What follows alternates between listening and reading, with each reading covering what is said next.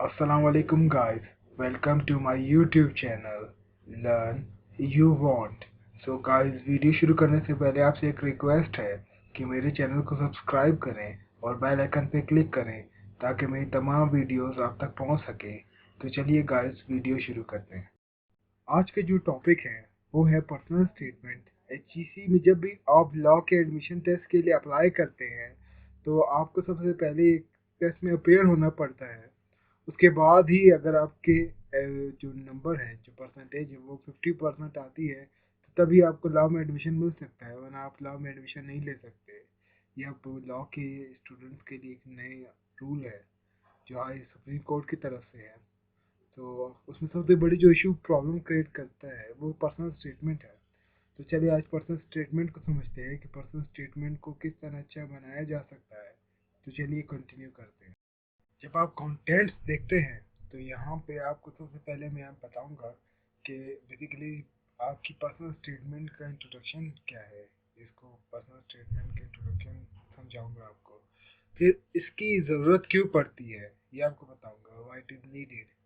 General mistakes कौन सी commit होती है स्टूडेंट्स की तरफ से, एक अच्छा पैटर्न क्या होना चाहिए, आपकी पर्सनल स्टेटमेंट की आउटलाइन क्या होनी चाहिए, उसके बाद फिर एक कंक्लूजन के ऊपर थोड़ा सा डिस्कस करेंगे। तो आज के जो टॉपिक है वो इन तमाम चीज़ों पे बेस करता है। तो चलिए इस टॉपिक की तरफ आते हैं और इस पर्सनल स्टेटमेंट को समझते हैं। तो इंट्रोडक्शन है, the personal statement is the most important part of university admission and it play very important role to put best impression on examiner. This is the only way to get to know the mentality level of students. Personal statement is one of the way to judge the writing skill and ability of the students and how genius students are. तो personal statement का basically मतलब क्या है, ये आप तो पे जब आप बाहर की यूनिवर्सिटीज़ में अप्लाई करते हैं, पाकिस्तान में बहुत कम ऐसी यूनिवर्सिटीज़ हैं जहाँ पे आपको पर्सनल स्टेटमेंट की डिमांड की जाती है आपके एडमिशन के टाइम पे। ओके, लेकिन बाहर की जब यूनिवर्सिटीज़ की बात की जाती है तो वहाँ पे पर्सनल स्टेटमेंट एक बहुत ही इम्पोर्टेंट चीज़ समझी जाती है। उसके बाद इसका क्या रोल है, इसका रोल ये है कि ये आप एग्जामिनर के दिमाग में एक अच्छी इम्प्रेशन छोड़ सकते हैं। इसके अलावा ये स्टूडेंट की मेंटेलिटी लेवल को शो करता है कि वो कितना मेच्योर है। ये ओके, फिर इससे एग्जामिनर क्या करता है, वो आपको जज करता है किस तरह आपकी मेंटेलिटी लेवल को, आपकी राइटिंग स्किल्स को, और ये जज करता है कि आप कितने जीनियस हैं, क्योंकि उसके पास इससे अच्छा जरिया नहीं है आपको जज करने का। तो यही बेसिकली आपकी पर्सनल स्टेटमेंट के मेन रीज़न है जिसकी वजह से पर्सनल स्टेटमेंट को वैल्यू दी जाती है। और लॉ में ये इसलिए ज़्यादा इम्पोर्टेंट हो जाता है क्योंकि लॉ की जो डिग्री है वो एक प्रोफेशनल डिग्री है। तो उसमें पर्सनल स्टेटमेंट आपकी मेंटेलिटी को बहुत अच्छे तरीके से शो करती है। तो इस वजह से पर्सनल स्टेटमेंट को एक बहुत ही ज़्यादा इम्पोर्टेंस हासिल है एचईसी के टेस्ट में। अब जो अगला क्वेश्चन अराइज होता है वो ये है कि व्हाई इट इज़ नीडेड, कि आपको पर्सनल स्टेटमेंट की या एग्जामिनर को या एचईसी को आपकी पर्सनल स्टेटमेंट की क्यों ज़रूरत पेश आती है, या वो आपको पर्सनल स्टेटमेंट लिखने का क्यों कहते हैं। तो उसकी बहुत सिंपल सी रीज़न ये है कि देखिए, पर्सनल स्टेटमेंट आपकी अपनी सोच है कि आप किसी भी सब्जेक्ट में अगर इंटर हो रहे हैं तो उसकी पीछे कोई रीज़न भी होगा। यहाँ तो इंटरेस्ट होगा तो ये तमाम चीज़ें तो उसने सबसे पहले लिखे, following are the reasons. Writing skill, तो सबसे पहले देखें, एक वकील की राइटिंग स्किल्स पे कमांड होना बहुत ज़रूरी है। अगर एक वकील की अपनी राइटिंग स्किल पे ही कमांड नहीं है तो वो एक अच्छा वकील नहीं बन सकता। तो पर्सनल स्टेटमेंट में राइटिंग स्किल को नापा जाता है। Second, mentality. अब ज़ाहिर बात है कि एफएससी के बाद जब आप लॉ के लिए अप्लाई कर रहे हैं तो आप में थोड़ी सी मेच्योरिटी होनी चाहिए। अगर मेच्योरिटी नहीं होगी तो वो फिर आप लॉ नहीं कर सकते, क्योंकि इसमें मेच्योरिटी बहुत ही इम्पोर्टेंट है लॉ में। उसके बाद आपकी नॉलेज देखी जाती है कि आपको बेसिकली कितनी नॉलेज है, ओके, किसी भी प्रोफेशन के बारे में। यहाँ पे नॉलेज का मतलब दुनिया की नॉलेज नहीं है, बल्कि उस खास प्रोफेशन की नॉलेज है जिसके लिए आपने अप्लाई किया है और एडमिशन टेस्ट जिसके लिए दे रहे हैं। तो उस प्रोफेशन के बारे में आपकी नॉलेज। उसके बाद उसी प्रोफेशन में आपका इंटरेस्ट कितना है। जब तक इंटरेस्ट किसी चीज़ में नहीं होगा तो ज़ाहिर बात है आप एक अच्छी उस प्रोफेशनल में एक अच्छे शख्स के तौर पे सामने नहीं आ सकते, एक प्रोफेशनलिस्ट नहीं बन सकते। उसके बाद है चेंजेस। ज़ाहिर बात है हर प्रोफेशन में कुछ ना कुछ ऐसी चीज़ होती है जिसको थोड़ा सा चेंज करना चाहिए। हर इंसान अपने हद तक कुछ ना कुछ चेंजेस ला सकता है। तो आप क्या चेंजेस लाना चाहते हैं, ये अगली क्वेश्चन है आपसे, इसलिए ज़रूरी है पर्सनल स्टेटमेंट। उसके बाद मोटिव्स। अब देखें, आप जब भी किसी सब्जेक्ट में या किसी भी चीज़ में एडमिशन लेते हैं तो उसके पीछे एक बहुत बड़े मोटिव्स होते हैं। अगर आपके पीछे आप लॉ में एडमिशन ले रहे हैं तो लॉ में एडमिशन लेने के लिए आपके मोटिव्स क्या हैं, आप फ्यूचर में किस मोटिव्स के साथ लॉयर बनेंगे, ये तमाम चीज़ें जानना बहुत ज़रूरी है। तो इस वजह से पर्सनल स्टेटमेंट की डिमांड की जाती है आपसे एचईसी के टेस्ट में। तो वो जो जनरल मिस्टेक हैं अब उसके बारे में डिस्कस कर लेते हैं। Following are the mistake commit by the students. उसमें सबसे पहले जो कमिट मिस्टेक करते हैं स्टूडेंट वो है पर्सनल बायोडेटा। ओके, अब बहुत सिंपल सी बात है, मैं अगर एक एग्जामिनर हूँ, मुझे इस बात की कोई इंटरेस्ट नहीं है कि मिस्टर फलाना, उसके वालिद फलाना साहब, ओके, वो क्या करते हैं। ओके, मुझे इस बात में कोई इंटरेस्ट नहीं है। मुझे इस बात में इंटरेस्ट है कि अगर आप लॉ में आ रहे हैं तो उसमें आपके पर्सनल बायोडेटा की कितनी ज़्यादा इन्वॉल्वमेंट है, वो उससे रिलेटेड पर्सनल बायोडेटा मांगते हैं। ये नहीं कहते कि आप अपना पर्सनल बायोडेटा लिखें। तो लोग क्या करते हैं, अपना पर्सनल बायोडेटा लिख देते हैं जो एग्जामिनर को, जाहिर बात है, किसी को भी पसंद नहीं आएगा। ओके, दूसरी जो है वो ये है, don't know about the basic knowledge.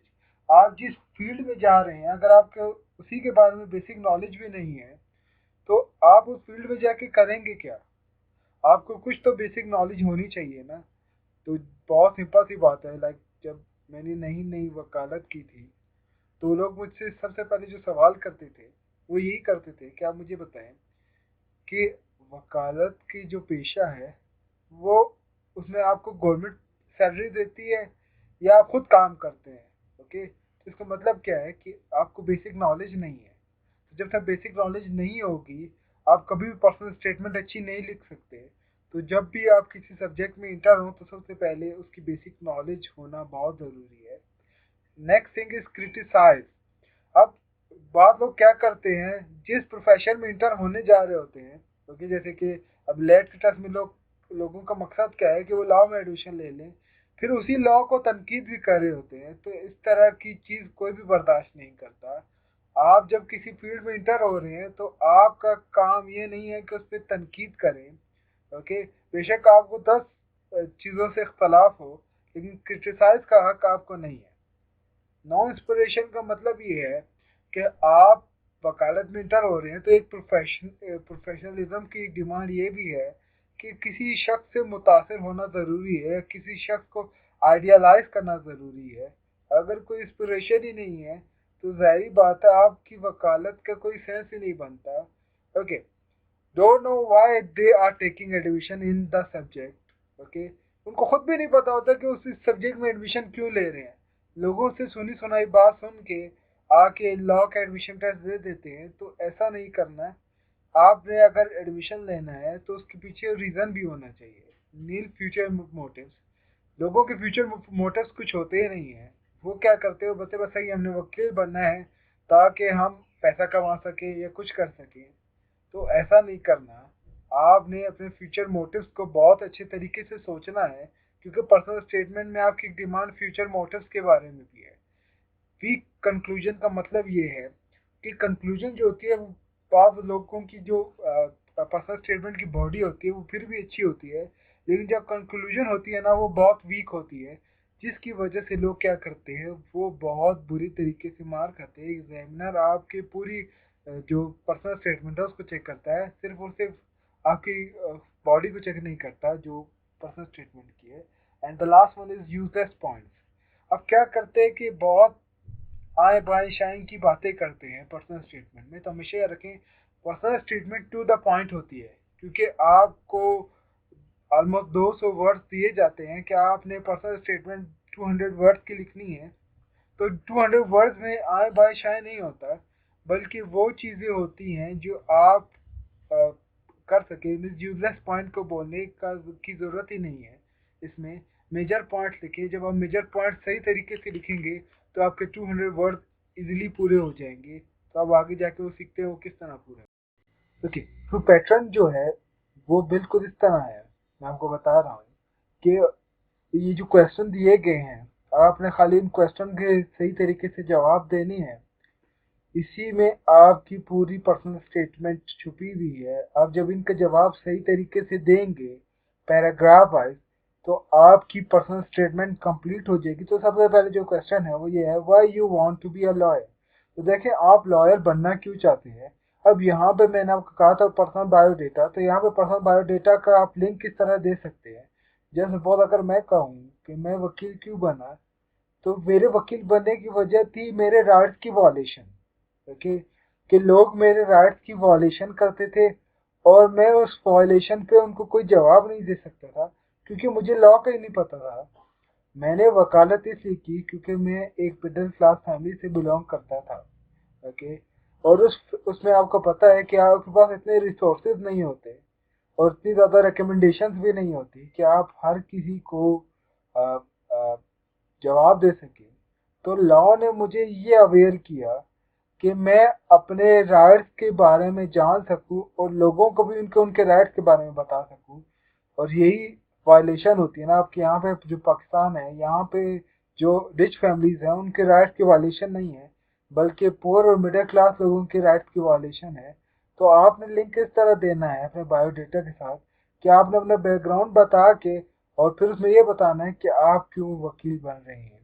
तो ये अगर आप लिख लेंगे तो आपके पहले जो सवाल है इंट्रोडक्शन जिसको हम कहेंगे वो पूरा हो जाएगा। दूसरा है, व्हाट इज योर मोटिव।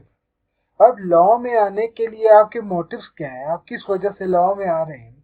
आप आया गरीबों की मदद करना चाहते हैं, या लोगों को वो राइट्स उनके दिलाना चाहते हैं जिनके लिए वो कभी अदालतों में घूम रहे हैं, कभी सरदारों के पास जा रहे हैं, कभी मिनिस्टरों के पास जा रहे हैं।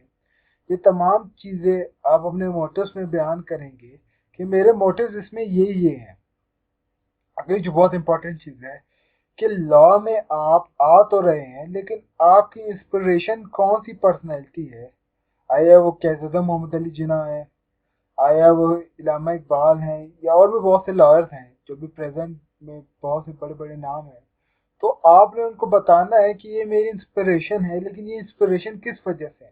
देखें, हर इंसान ना किसी खास वजह से इंस्पिरेशन बनता है। लाइक मैं बहुत सिंपल सी बात बताऊं, तो क्रिकेट में अगर शाहिद अफरीदी लोगों की इंस्पिरेशन है, तो इंस्पिरेशन होने की वजह उनकी एग्रेसिव बैटिंग है। इसी तरह अगर शोएब अख्तर लोगों की इंस्पिरेशन है, तो उसकी वजह उनकी वो फास्ट बॉलिंग है जो वो क्रिकेट में करवाते रहे हैं। ओके, तो आप भी किसी खास वजह से किसी शख्स से इंस्पायर्ड होते हैं। ऐसा नहीं है अगर मैं कहूँगा कि यहाँ पे मैं हूँ और मैं एक शख्स से इंस्पायर्ड हूँ तो मैं पूरा इंस्पायर्ड हूँ ना। आप उसकी किसी खास फेज ऑफ लाइफ से इंस्पायर्ड होते हैं। तो आपने ये बताना है कि आप वकालत में अगर किसी से इंस्पायर्ड हैं, लाइक बहुत सिंपल सी बात है, कैफे मोहम्मद जिन्ना हमारे फाउंडर हैं, तो मैं अगर उनसे इंस्पायर्ड हूँ तो उनकी जीनियस होने की वजह से उनसे इंस्पायर्ड हूँ। जब आप उनके केस लॉ पढ़ते हैं तो आपको पता चलता है कि वो कितने जीनियस थे और वो किस तरह आपने जो केसेस थे उसको की जो हेयरिंग थी, अब उसको किस तरह रन करते थे। That was outstanding. मैं इस वजह से बहुत ज़्यादा इंस्पायर्ड हूँ, इसलिए मैं वकील बना। तो ये मेरी रीज़न था कि मैं इंस्पायर्ड हूँ किसी शख्स से। Okay, what changes you want. अब देखिए बहुत सिंपल सी बात है, आपने पर्सनल स्टेटमेंट में क्रिटिसाइज नहीं करना।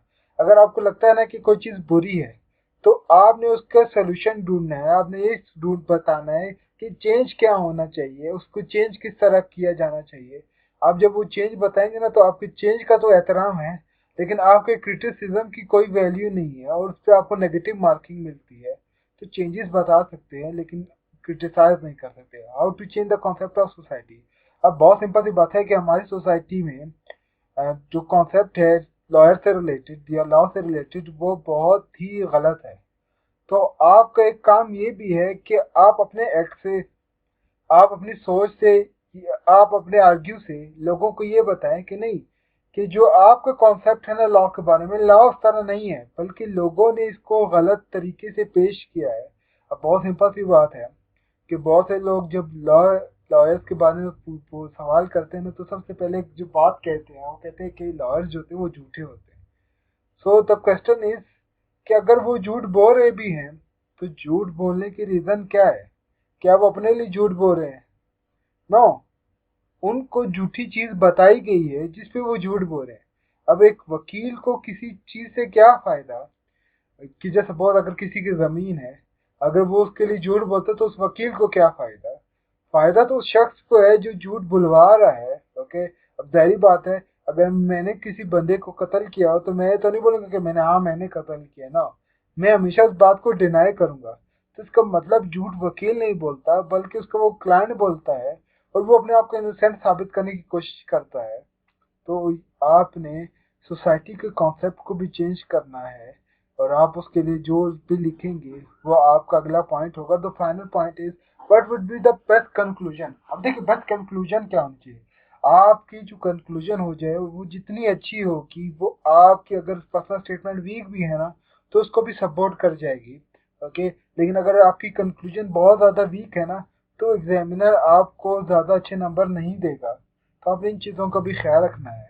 ओके, आप लोगों के लिए मैंने एक आउटलाइन तैयार की है। बेसिकली अगर आप इस आउटलाइन को देख ले तो आपकी जो पर्सनल स्टेटमेंट है वो इसी तरह आप इनको जवाब देते रहेंगे। मैंने सवाल आपसे पहले कर ली है।